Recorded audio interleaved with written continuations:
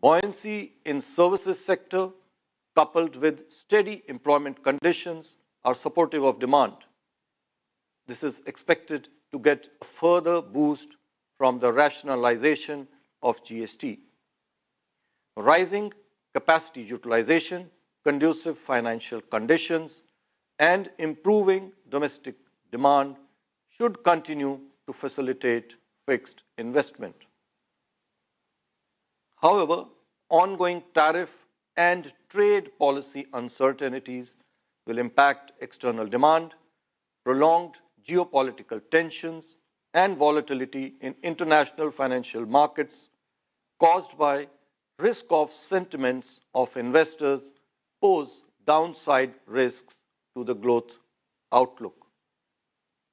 The implementation of several growth-inducing structural reforms, many of which were announced by the Honorable PM on 15th August, including the streamlining of GST, are expected to offset some of the adverse effects of the external headwinds.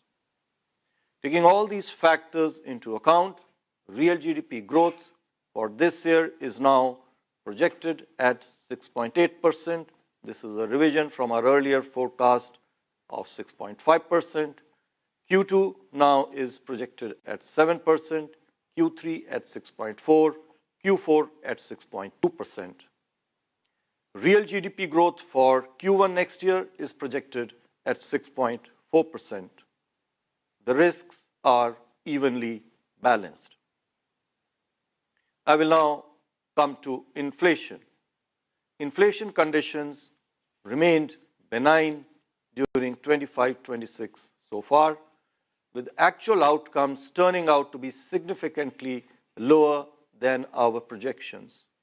Low inflation is primarily attributed to a sharp fall in food inflation, aided by improved supply prospects and measures taken by the government to effectively manage the supply chain.